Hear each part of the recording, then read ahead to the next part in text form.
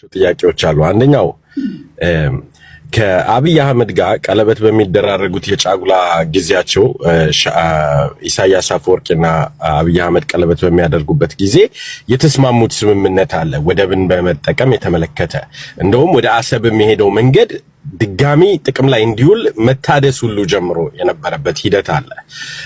ከዛ በኋላ ህወሓት የሴንትራል ገቨርንመንቱን ስልጣን ቀማለው ብላ ስትመጣ ኢሳያስ አፈወርቂ በግብዣ ተጠርቶ ኢትዮጵያ ውስጥ ገብቶ አብይን ስልጣን ላይ እንዲቆይ ያደረገበት መንገድ አለ። የተባበረበት የኢትዮጵያ መከላከያ ሰራዊትን የታደገበት ሂደት አለ። No, this is to do with the port because the narrative is በወረራ እንሄዳለን ያሉ ደረታቸውን የሚደልቁ ሰዎች አሁን ይጀመር እንጋጠም የሚሉ ሰዎች አሉ። አንተም ቴዲም as a host ኤርትራ ኢትዮጵያ ውስጥ እጇ ረጅም ነው፣ ብዙ ነገሮችን ትመሰቃቅላለች ብለሃል። to a certain extent I agree። ግን የችግሩን መፍትሄ ስናነሳ የችግሩን መንስኤ ማንሳት አለብን።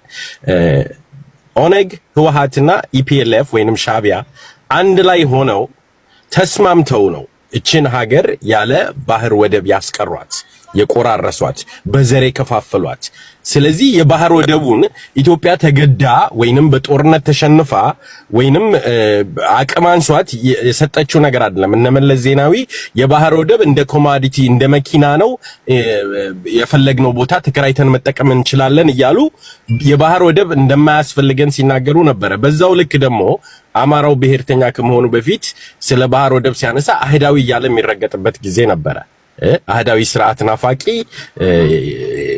ሌላ ጎረቤት ሀገርን ማያክር እየተባለ ይረገጥ ነበር። ሌላኛው ለአንተ የጠየቁትን ጥያቄ I hope you took mental note።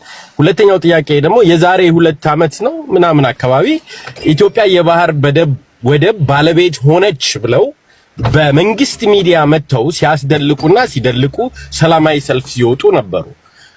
ያ የወደብ ባለቤትነት ሂደት ሶማሊያን ለሁለት ሰንጥቆ ሶማሊላንድ ላይ መሬት የማግኘት ሂደት ነበረ። ያ ከሸፈባቸው።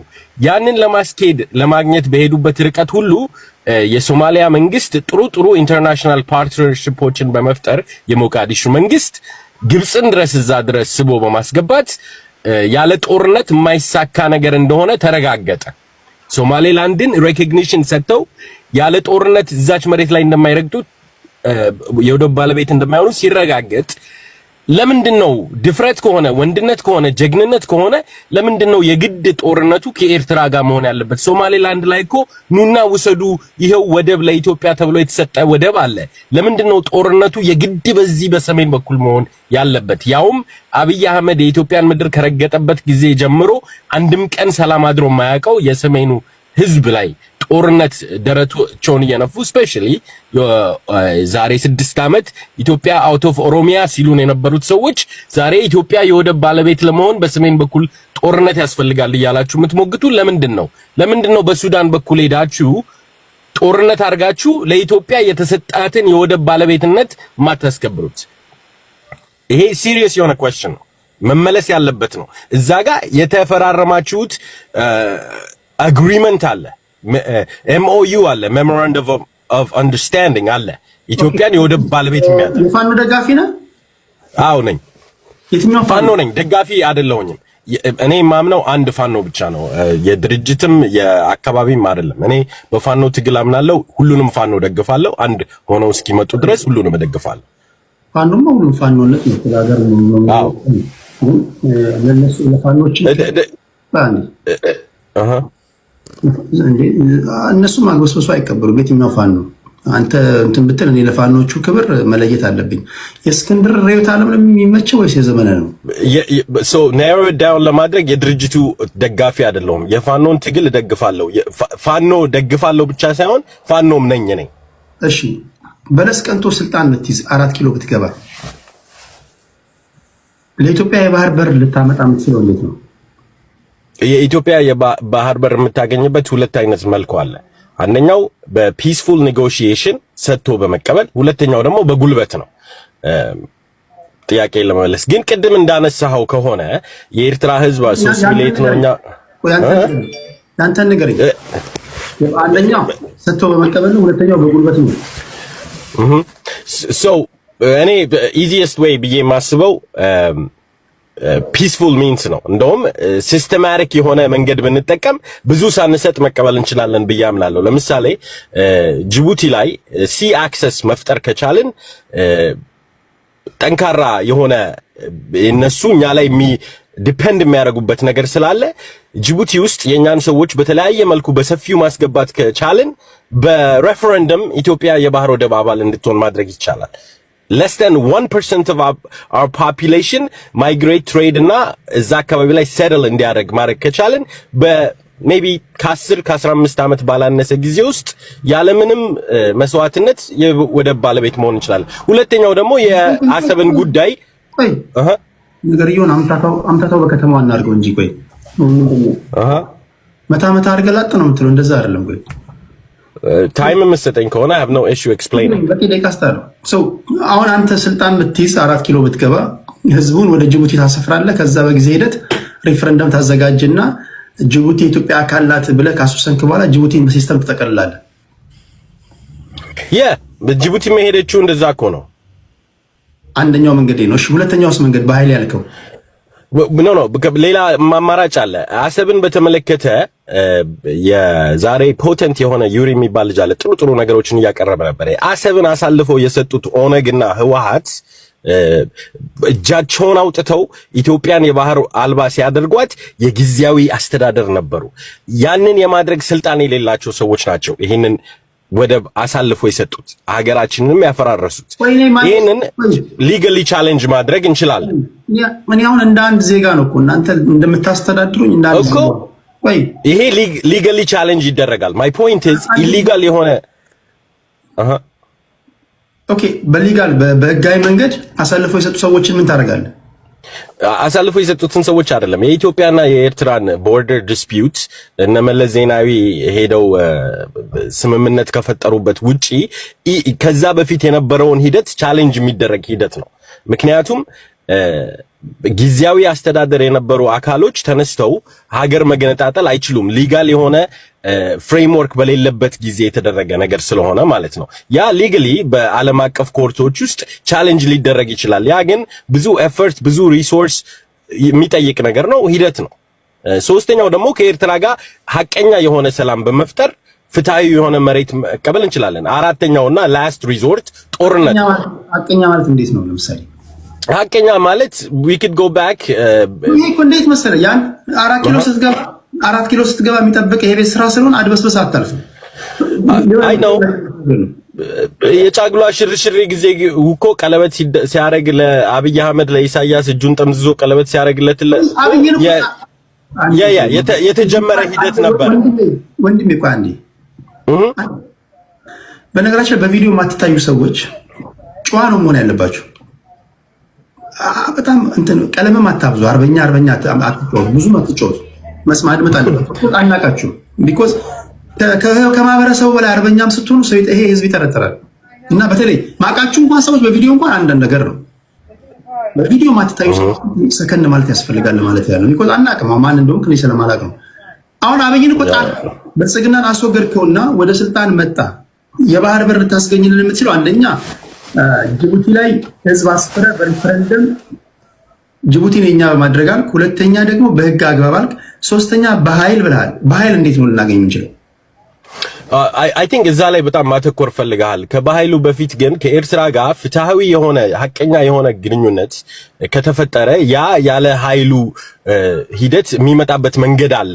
ምናልባት ሙሉ ለሙሉ ባለቤትነት ባይሆን ረጅም ምናልባት የ99 ዓመት የ100 ዓመት ረጅም የሆነ ኮንትራክት ሊቀለበስ የማይችል ኮንትራክት ተፈርሞ እነሱም የሚጠቀሙበት እኛም የምንጠቀምበት መንገድ ሊፈጠር ይችላል።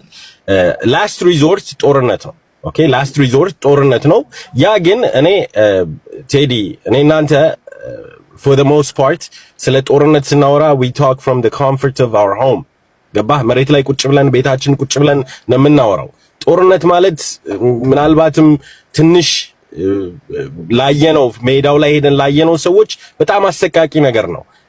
አይታል ለባድሜና ሽራሮ ላይ ያለቁት ወጣቶች መጨረሻ ላይ በተፈረመ ወረቀት ወይ ኤርትራውያኖቹ የፈለጉትን ሳያገኙ ወይ ኢትዮጵያውያኖቹ የፈለጉትን ሳያገኙ ከንቱ መስዋዕትነት ሆኖ እንዲቀር ተደርጓል። ስለ ጦርነት ስናወራ ጉዳት አለው፣ ኪሳራማ አለው። ግን ስቲል ቴብል ላይ አለ አይደል የጦር አማራጭ። አንተም አሁን አንተም ነገ 4 ኪሎ ብትገባ ቴብል ላይ ካስቀምጥካቸው ኦፕሽኖች መካከል ስቲል ጦርነት አለ።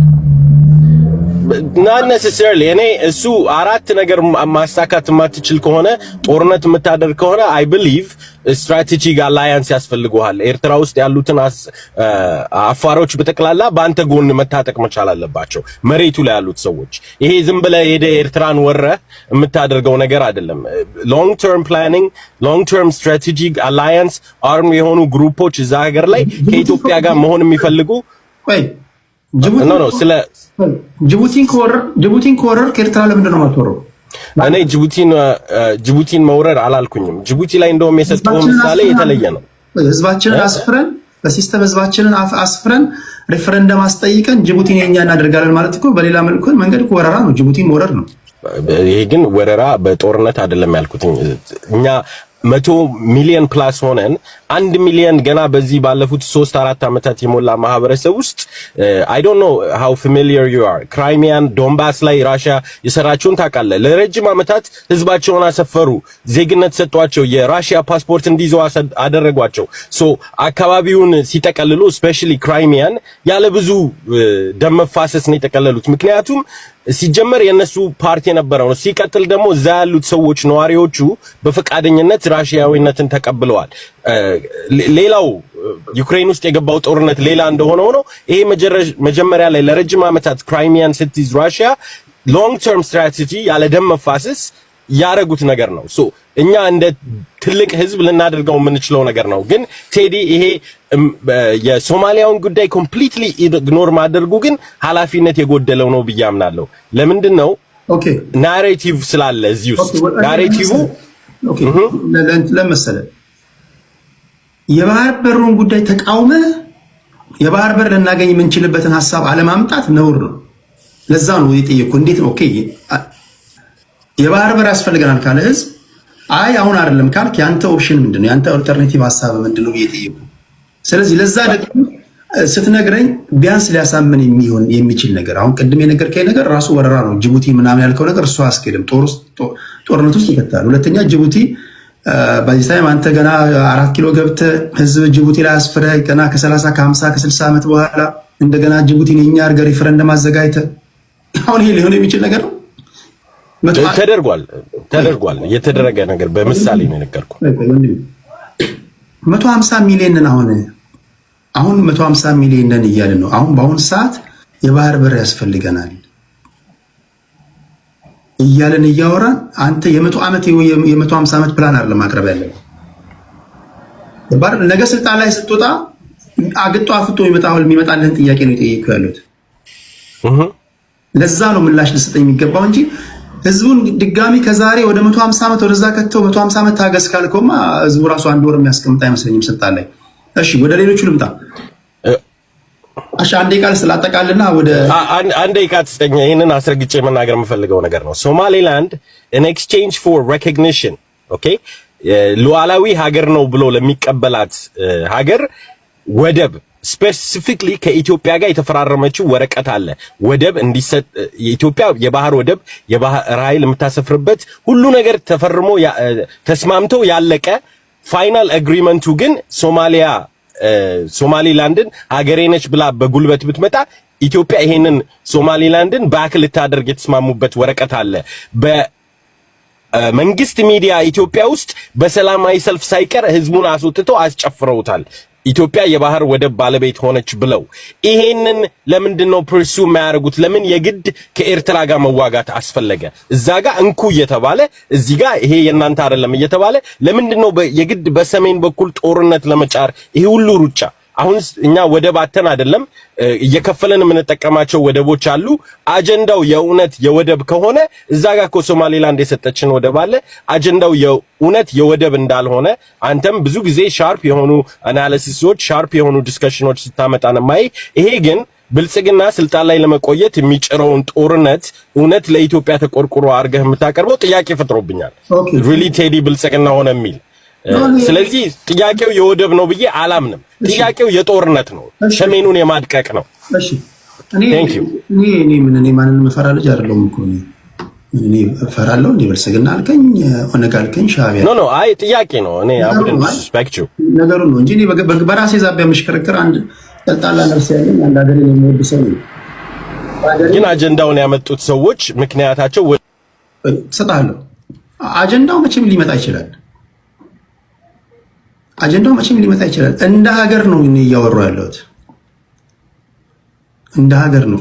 ጅቡቲን ስንኖር ካልሰቀጠጠ፣ ኤርትራን ስንኖር የሚሰቀጠጠ ከሆነ፣ ወረራም ከሆነ ደግሞ ወረራም ሳይባል ማለት ነው ለጅቡቲ የወረራ ሀሳብ አቅርበ፣ ለኤርትራ ግን ይሄ አቴንሽን ዳይቨርት ለማድረግ ነው ካልክ ነገ ስልጣን ላይ ስትወጣ እንዴት ነው የምታደርገው ነው የኔ ጥያቄ።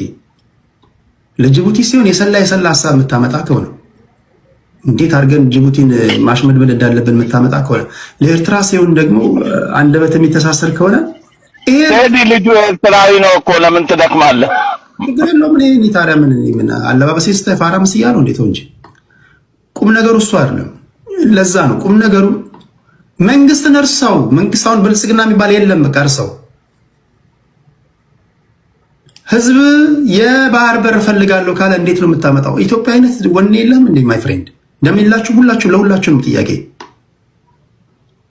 መውረራ እኔ ወረር ጦርነት የኔ ጦርነት ደጋፊ አይደለሁም። ግን የባህር በር ሊኖረን የሚችለው እንዴት ነው?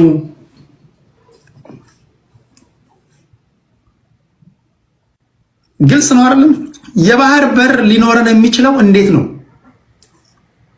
አይኖረን አንድ ነገር ነው። ሊኖረን የሚችለው በዚህ መንገድ ነው።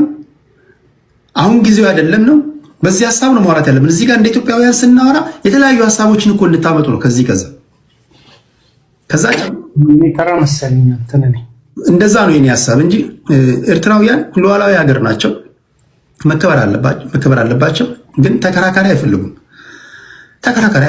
ጥሩ ፖለቲከኞች አሏቸው። ጥሩ ጸሐፊ የሊትሬቸር ሰዎች አሏቸው። ፖለቲካ ላይ አጥበው ሊያሰጡ የሚችሉ ጎበዝ ሰዎች አሏቸው። በቂ ናቸው። ተለጣፊ አይፈልጉም። አትዝረክረክ። ይሄ ዝም ብለህ አንዳንድ ኮፍያና አበባ ይወረወርልሃል። በቃ ዝም ብለህ ትደልቃለህ። አሁን አንተ እንዳልኩ ብትሞት ይሻላል። አንተ ዛሬውኑ ሞታችሁ ካላደራችሁ እናንተ መቼም አትሞቱም። ቁም ነገር እንዴት እንደሚንቁህ ብታይ፣ ማታውን ተሰብስበው ሲያወሩ እንዴት እንደሚላጡብህ ብታይ፣ ቁም ነገር እንዲህ ያለ አጨብጫቢነት ውስጥ የገባችሁ ሰዎች፣ በነገራችን ላይ ጥመቱ ከላይ ነው፣ እናንተ ላይ አይደለም። ጥመቱ ከላይ ነው። ከትላንት ወዲያ እኮ ከሻዕቢያ ጋር የሰሩ ሰዎች እኮ ዛሬ እኮ ስልጣን ውስጥ አሉ። ያላባቱ ልጁ ኬት ያመጣዋል? እንደዚህ አይነት ነገሮች አሉ። ፖለቲካ ፓርቲዎቻችን ትላንት መንግስትን ለመጣል ከታሪካዊ ጠላቶቻችን ጋር አብረው ይሰራሉ። ከግብፅ ጋር ሄደው ግብፅ ገንዘብ የተቀበሉ አሉ። ኤርትራ ውስጥ የከተሙ አሉ። ከሻዕቢያ ምክር ሀሳብ የተቀበሉ አሉ። ኢንክሉዲንግ ከቲፒኤልኤፍ ጀምሮ። ግን የሆነ ቦታ ላይ መቆም አለበት ነው የኔ ሀሳብ እንጂ እንደው እናንተ የጀመራችሁት ነው እያልኩኝ አይደለም። እናንተ የጀመራችሁት አይደለም። ግን ኢትዮጵያውያንን እንደኔ ያሉ ወይም ደግሞ ሚሊዮን ኢትዮጵያውያኖች አሉ። እዚህ ጋር አንበሳ ብታወርድ ሚሊዮን ብር ብሰጥ ሀገሬ ናት ማይ ፍሬንድ። ነገ በህዝቤ ማል ደረቴን ነፍቼ እሄዳለሁ። ይብላኝ ግን ለምትዝረከረክ ማለት ነው። ስፔሻሊ ቪዲዮዎቻችሁ የምትታዩ ሰዎች ይሄ በዚህ በጠራራ ፀሐይ ሰው እንደዚህ ሲሆን ያሳፍራል። ቁም ነገር እኔ ማፍረው ለእናንተ ሳይሆን እንደው እነሱ ለእናንተ እንደው ጥፍራቸው ውስጥ ቢገቡ እንደው መሸማቀቅም ገደላቸው። ቢኮዝ ኤርትራውያን እንደዚህ አይደሉም እና ይሄን ከግምት ማስገባት አለበት። በተረፈ ኤርትራውያንም በስመ ኢትዮጵያውያን እያስገባችሁ ኢትዮጵያውያንን የምታሰድቡትን ነገር ፕሊስ አቁሙ።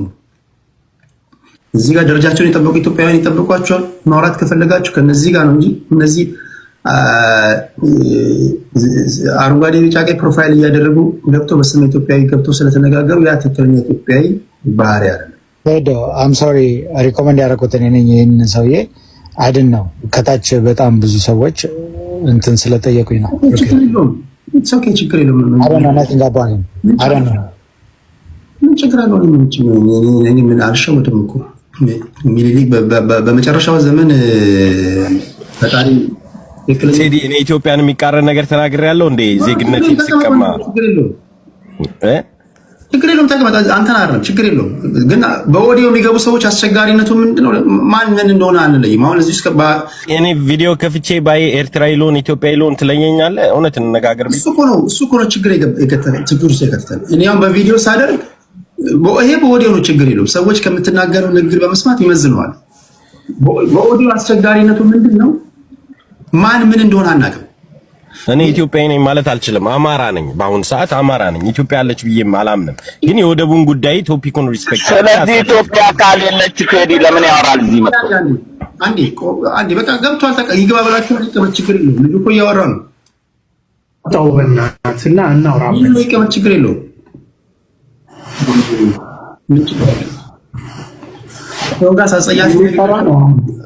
ምንድነው ኢትዮጵያ ላለመሆኑ ምንድነው ማስረጃ?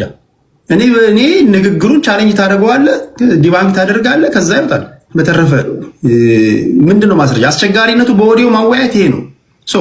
ቢያንስ አሁን በተደጋጋሚ እንደምነግራቸው እያወራን ያለነው በሀገራዊ ጉዳይ ነው። አንተ የባህር በር እንዴት ነው ልታመጣልን የምትችለው? ጊዜው አሁን አይደለም ካልክ ኦኬ፣ ጊዜውስ መቼ ነው? በዚያ ወደ እንድናወራ ነው የፈለኩት። እሺ ሚኒሊክ ፋኖን አመሰግናለሁ። እንደውም አንድ ጊዜ እሱን ሌላ አላውቅም ሙልጭ አድርጎ ከሚሰድቡ ሰዎች ጋር ሲሰድበኝ ነበር መሰለኝ። አዶ ነው እሱ ከሆነ ምን ያልሳደብ ምን ያደለውም ተሳስተሃል። እኔ እናንተ አውርተን እናውቃለን። ኦኬ አንዳንዴ የሚሰድቡኝን አሳስቼ ማስገባት ባህሪ ያለብኝና አንተ መስለኝ ነው። ጆቢራ ነው ማን ነው? የማን ተራ ነው? አዎ ጆቢራ ነው። እሺ ጆቢራ ደግሞ እስኪ አንተን እንስማ። ተናስተልኝ ስለ ባህር በር ነው ያ በጣም ተመስጬ ነው እያዳመጥኩ ያለሁት። እኔ የምነሳው ኢትዮጵያ አንተ ባነሳቸው አጀንዳዎች ላይ ነው። ኢትዮጵያ የባህር በር ያስፈልጋታል ወይም አያስፈልጋትም፣ መቼ ነው የሚያስፈልጋት በሚለው ላይ ሀሳብ ለመስጠት ነው። ኢትዮጵያ የባህር በር ያስፈልጋታል። የመኖርና ያለመኖር ጉዳይ ነው። ዛሬ ያሉብን ችግሮች ለዘላለም ሊኖሩብን አይችሉም። የደህንነቱን ጉዳይ፣ የሰላሙን ጉዳይ፣ የምኑም ጉዳይ ነገ በሆነ ሰዓት ላይ ያበቃል። ግን ደግሞ የባህር በር የታሪክ ጉዳይ ነው። እኔ ያቃጥለኛል እንደ አንድ ሰው የባህር ጉዳይ ያስፈልገናል። የባህር ጉዳይ እንዴት ነው የምናገኘው ወደሚለው ስንሄድ ኤሪትሪያ ዋናው የኢትዮጵያ ተወደደም ተጠላም ዋናው የኢትዮጵያ ጠላት የኤርትራ መንግስትና የኢጅፕት መንግስት ነው። ይሄንን እኔም ጠንቅቄ ተቀብያለሁ። ልጆቼንም ትውልዱንም ባለውበት ይሄንን ነው ማስተማር። ዋናው የኢትዮጵያ ህዝብ ጠላት የኤርትራ መንግስት እንደገና የኢጅፕት መንግስት ነው። ለምሳሌ ቲፒኤልኤፍ ኢትዮጵያን ሲገዛ በቆየበት ሰዓት ኢትዮጵያን መንግስት የቲፒኤልኤፍ መንግስት የሚቃወሙትን ሁሉ ኢትዮጵያን ለማፍረስ የተነሳን ሁሉ ሲያሰፍርና ሲያስታጥቅ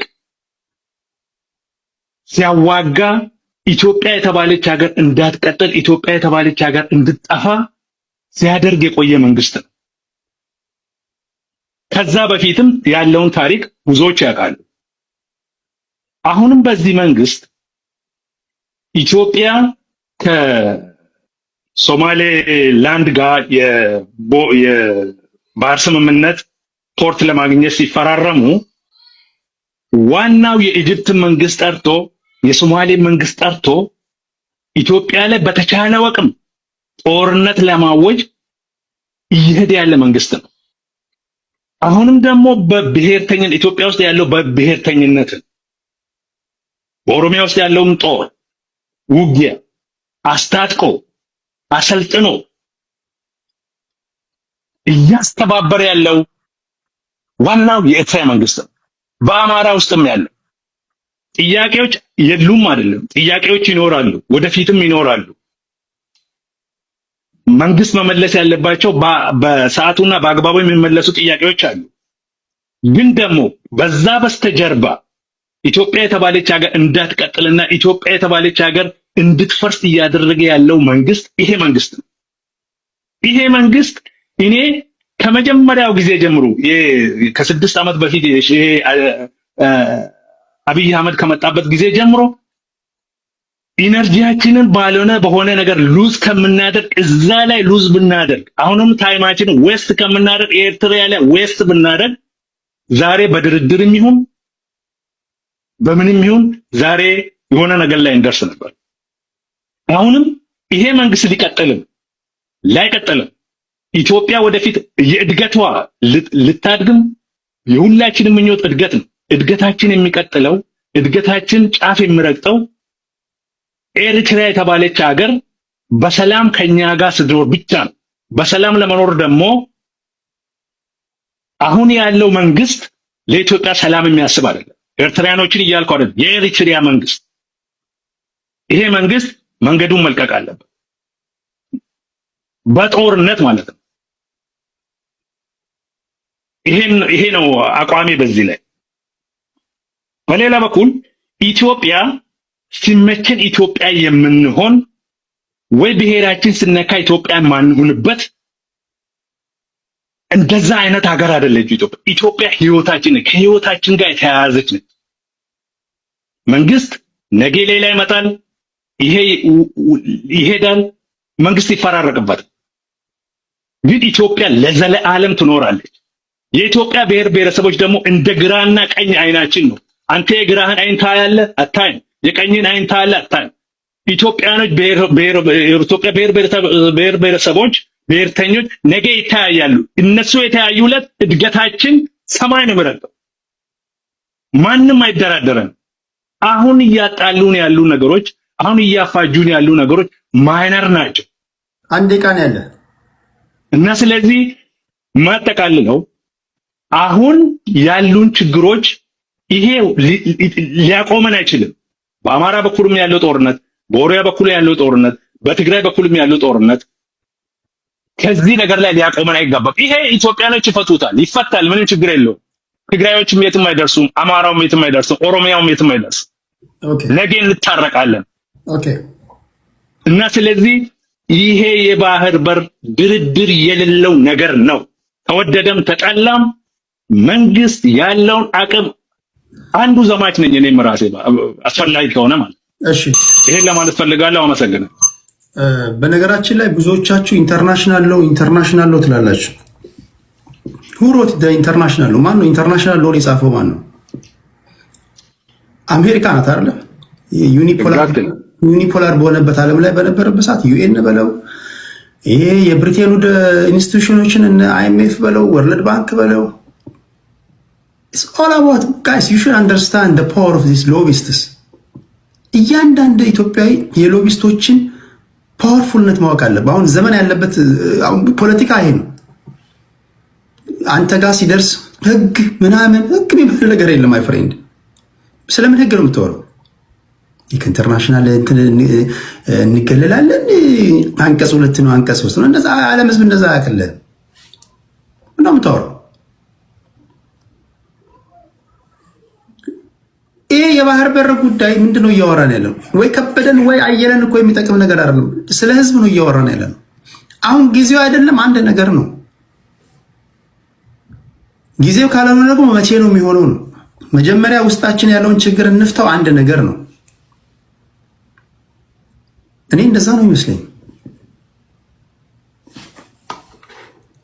ኢትዮጵያውያን በተለይ ሀገራችሁን የምትወዱ ኢትዮጵያውያን የሎቢስቶችን ጥቅም ማወቅ አለባችሁ። በጣም ማወቅ አለባችሁ። ዓለም ከዛ ውጭ አይሰራም። በነገራችን ላይ ዛሬ እስራኤል እና አሜሪካ በፎሬን ፖሊሲ እንኳን ኮንፍሊክት እንኳን ቢያደርጉ እስራኤል ፓወርፉል የሆኑ ሎቢስቶች ስላሏት ለእስራኤል ፌቨር የሚያደርግ ነው ውሳኔዎች የሚወሰኑት። ስለዚህ እነዚህ ነገሮች አሁን ጠልቄ ገብቼ ማልናገረው ይሄ እናንተ አሁን ዛሬ ላይ